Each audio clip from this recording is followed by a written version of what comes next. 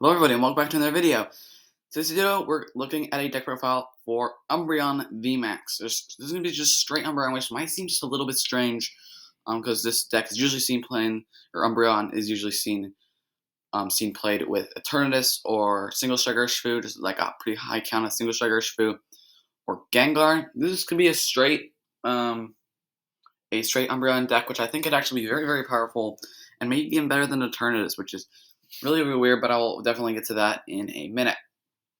So, you also might hear me throughout the video referring to this deck called Quad Umbreon, because that is what I do like to call it, but for the purpose of clarity and like the title, I called it just Umbreon, straight Umbreon VMAX.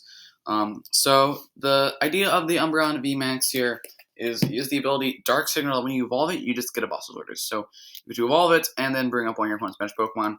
But the great thing about this is that it is not your supporter card for the turn, so you can use your supporter card for the turn, digging for more cards with something like a Professor's Research, which is really, really good. And then we just have a pretty vanilla attack here. 1 Darkness, 2 Colorless Energy for 160. That might seem kind of underwhelming. I mean, obviously the ability is very, very good, but it might seem kind of underwhelming. But I will get to it, why this card is actually very, very good, I think, in a straight version. So we're running a 4/4 Umbreon VMAX. Umbreon VMAX is great. We want to be able to consistently get it out. And we only play 1 copy of Boss's Orders, which means that if we do want to Gust, we're going to usually have to evolve this Umbreon. So we're playing a 4/4 copy, 4/4 line, I should say, of Umbreon VMAX here, which is a very, very good. Definitely really like that. Now, it is actually worth noting this Umbreon V is actually one part of what makes the deck pretty good, in my opinion. It has 1 Dark Energy, Mean Luck 30, and then your opponent's out of Pokemon can't retreat. And that's a big deal. We've seen this attack on so many different things. But Lunar Blade, for a Darkness and 2 colorless, it does 80 damage, but if it has any damage counters on it, you do an additional 80 damage. So you do 160 for 3 energy, which is basically like the VMAX. So yeah, it's definitely not as obviously not as powerful. You don't have the ability when you evolve it to Gust, but one of the reasons this deck is so good is because you can hit really, really early with Umbreon turn 2 on exactly what you want to hit because you have the Umbreon VMAX ability. That Umbreon gets knocked out, and then you hit with an Umbreon V, and then you finish off with an Umbreon VMAX or a Stone Drone or something like that. So a 4/4 line of the Umbreon V, VMAX, I should say. And then we have 3 copies of Houndoom and 4 copies of Houndour. Obviously, this is so we can get our energy into play. We want to be able to get out as many Houndours as we want turn 1, usually like 1 or 2. If we don't get an energy turn 1 attached to an Umbreon, we're going to want to be getting out 2 Houndours. And if we do get energy, we only have to get out 1 Houndour. We want to get off that attack turn 2.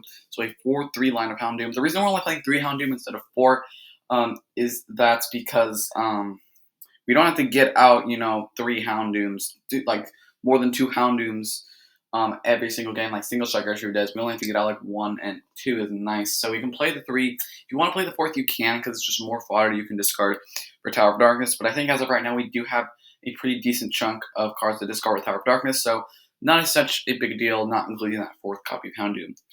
Now we have some one-ofs. Even though we are not playing Single Striker Urshifu base deck, we are still playing a 1/1 line of it just because it's such a great attacker. Obviously, you can one-shot things, but not only can it kind of one-shot things just late in the game, if you really need that final one-shot to win the game, you can't afford, if you start off a little slow, you can't afford to go that slow, a little bit slower route with the Umbreon B. That a Single Striker Urshifu VMAX can really help you with that. For 4 energy, does 270, you discard all energy, goes through all effects. But also the Single Striker Urshifu V here, for 3 energy, 2 fighting, and colorless, it does 180. And it during your next turn, it can't use Impact Blow, which is the name of the attack. So this can be, obviously, you can hit a little bit more damage than you can with the Umbreon with this, but it can also hit Fighting Weakness, which is really, really big, especially against Eternatus. If Eternatus is still around, you're playing this, as people haven't realized maybe maybe this Umbreon deck is just better than Eternatus, which I will be talking about later in the video. Then this Single Striker Urshifu 1/1 line is to be pretty good. Not only is that Urshifu line will be good, but we also have 1 copy of Stone Journey, which is also fighting and can hit for Fighting Weakness. For 1 fighting and colorless, by the way, this Single Strike as well, Single Strike Stone Journey. So you can accelerate to all these guys with your Houndour. Lance Pulse for fighting on colorless, you do 30, and if there's a stadium card in play, you do 60. So 60 might not seem very impressive, especially for 2 energy, but considering that you might be hitting something for weakness, and you have like single strike energy to do more damage, you can potentially one-shot a Crobat with Lance Pulse. So yeah, just 2 single strike energies on there. You're hitting 100. Weakness on a Crobat's 200. So just for 2 energy, you can take a pretty decent knockout if you're hitting for weakness. So one, a copy of Stone Trainer, but then we also have Giga Hammer, which for 2 fighting and cardless, you do 120, and during your next turn, you can't use Giga Hammer. A lot like the single striker who V's second attack, but this one is on a single prizer, and it can of course also be buffed by Houndoom / single strike energy. And finally, we have 1 copy of Crobat V to round out the Pokemon. Going into supporters, we're playing the standard stuff. We're playing 4 Research and 4 Marnie, because we don't have to waste our supporter for the turn sometimes playing a boss, which means if we have the supporter in hand to draw cards, then we have the supporter in hand, we can draw cards and Gust in the same turn. So definitely want to play those 4 of each, and just to keep the consistency of the deck going. Because we have a lot of consistency so far. 4/4 Umbreon, 4 Houndour, 4/4 Mario Research. And then we only have 2 other supporters, which is 1 copy of Birdkeeper, just a little bit more draw, and we actually don't play too many switch outs. So that Birdkeeper can also act as another switch out. And then, as I mentioned a little bit earlier, 1 copy of Boss's Orders. Stadium cards, we are playing only 4 stadium cards for the same stadium card, which is going to be 4 copies of Tower of Darkness. In a single strike deck, Tower of Darkness is very, very good because it lets you discard a single strike card. It discards a single strike card from your hand and draws 2, which means you don't have to discard a Pokemon or a trainer. You can discard a single strike card, which means you can discard a Umbreon, a Houndoom, or you can discard another Tower of Darkness. You can discard a single strike energy. So Tower of Darkness is very, very good at single strike decks. And especially this one because we have to counter Path of the Peak in some way. If Path of the Peak is in play, we can't use Umbreon VMAX's Dark Signal ability to just bring up one of our opponent's Pokemon. So we're going to be playing maximum counters to the Path of the Peak as well. In terms of item cards, we're playing the pretty obvious stuff. 4 copies of Quick Ball. This is post rotation. Also 4 copies of Great Ball. Just so we can get out all of our basic Pokemon. We also have 4 copies of Great Ball, or Evolution Incense, as well to get out our evolutions. Obviously, we really, really rely on evolutions to Gust, our main attacker, and to get our energy into play. So evolutions are a really big part of our deck, so we want to play that 4 copies of Evolution Incense. We have 2 copies of Urn of Vitality, which lets you shuffle up to 2 single strike energy cards from your discard pile into your deck here.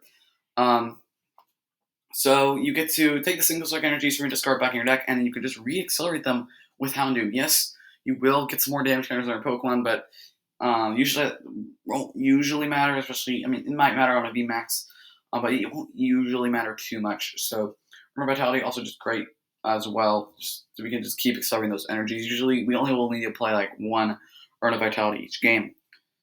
We have a couple 1 level ball because it can search out our Houndour, so just a little bit extra search out for our Houndour. 1 copy of Switch and 1 copy of Air Balloon for our switch outs. And going into our energy, we have 4 copies of Single Strike Energy, 3 copies of Capture Energy. We are playing the 1 level ball over the 4th Capture Energy. And probably is going to be best just to cut that level ball for another Capture Energy. It's probably almost always better, actually. But, we're playing 3 Capture Energy. Also, Capture Energy doesn't count for Darkness Energy as well, so that could also be a reason, to go a little bit lower on the Capture Energy. And we have 2 copies of Darkest Energy and 1 copy of Fighting Energy to round it out. So in terms of comparing it with Eternatus, honestly, in my opinion, I think this deck is a lot better than Eternatus, actually. It can just do so much more. It can hit for different weaknesses. It can accelerate energy. It can it has some pretty decent 1-price attackers.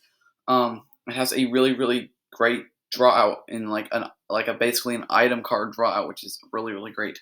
But the one thing I think that sets it really, really apart from Eternatus is its aggression.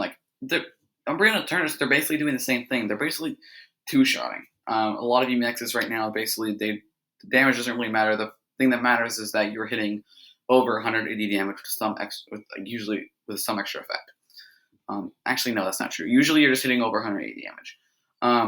And if a VMAX hits over 180 damage, maybe has a decent second attack or first attack or ability, then it's going to see play.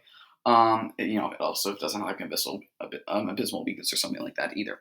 But Umbreon, it can just do so much more. It has the really, really good ability. It can accelerate energy in play, and it's doing the same thing in Eternatus. With single strike energy, you're two-shotting almost every VMAX, everything in the game. Which, if thinking about this, not much different from Eternatus. Eternatus just can knock out Vs. The only thing I think that's the really big thing that Eternatus has going for us. It can one-shot Vs, which it could be pretty. That could matter when going against like a Zacian heavy meta, but that's also the reason why we have like our single strike or V, but that can purchase 2 single strike energy. You can take knockout on most Vs. Umbreon, we're going to need 3 energy to take a knockout on most Vs, or 3 single strike energy, I should say, to take a knockout on most Vs. But yeah, I just think Umbreon is a little bit better. You got that really consistent turn 1 energy, and then turn 2 VMAX, Houndoom, attach, hit what you want. Obviously, the deck destroys Shadow Rider because we're Darkness and we're not weak to Zapdos, which is great for us. And yeah, that's to be it for the video for Quad Umbreon. I think this deck is very, very good. As I just said, it might be better than Eternatus, but yeah, that's gonna do it for today's video. If you guys liked it, don't forget to leave a like. If you guys want to see more, don't forget to subscribe. We do a whole bunch of videos like this, pre-release content, stuff like that. So if you guys want to see some of that, don't forget to subscribe. And yeah, let's do it for the video. I'll see you guys in the next one.